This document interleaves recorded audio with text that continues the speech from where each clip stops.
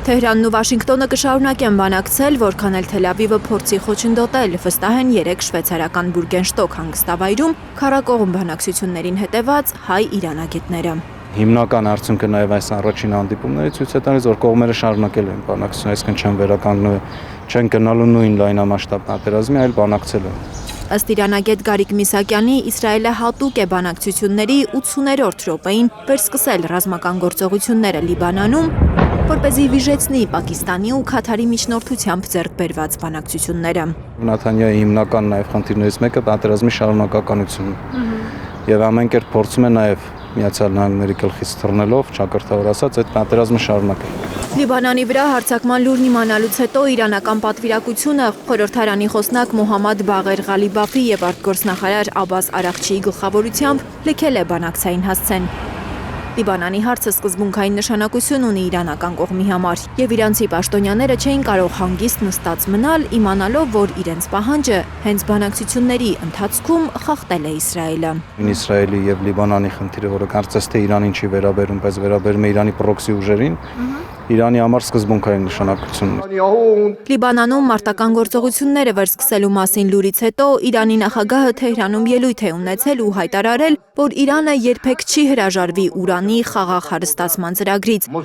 Թրամփը պատասխանել է խոստանալով ավելի կոշտ հարված հասցնել, եթե Իրանը չդադարեցնի իր պրոքսի ուժերի գործողությունները Լիբանանում։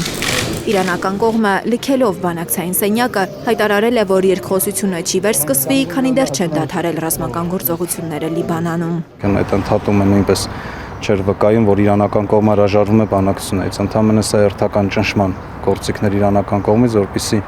Միացյալ Նահանգները փորձի սանձել Իսրայելը։ Եթե նախկինում Միացյալ Նահանգները բավականին կոշտ եւ չժիջող որևէ կերպ ռետորաբանություն ունեին, այս փուլում փոխվել է նաեւ Իրանի կողմից նմանատիպ ռետորաբանությամբ, այսինքն այն կետերը, որոնք նախանշվել եւ համաձայնեցվել են,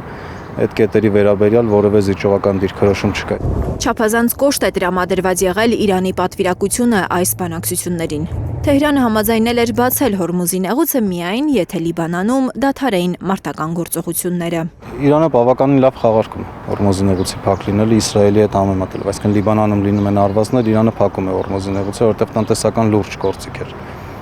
Փակ են մի շարք նավերի համար, Իսրայելի հետ կապված Միացյալ Նահանգների, բայց թույլ տվեցին հնդկական նավերին անցնել չինական նավերին, այսինքն այդ ոչ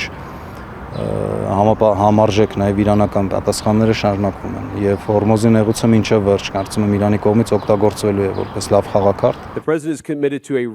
Մինչեւ իրանական կողմի բանակցություններն ընդհատելը երկու երկրներին հաջողվել է համաձայնեցնել վերջնական համաձայնագրին հասնելու ճանապարհային քարտեզը։ Այդ մասին նշված է միջնորդ երկրների Քաթարի եւ Պակիստանի համատեղ հայտարարության մեջ։ Ըստ ստորագրված փաստաթղթի 60 օրվա ընթացքում պետք է հասնել վերջնական համաձայնագրի, ինչը հնարավորություն կտա սկսել տեխնիկական բանակցությունները։ Լիլիթ Գասպարյան, Միլենա Պողոսյան, Արմեն Ապրեսյան, Հայլուր։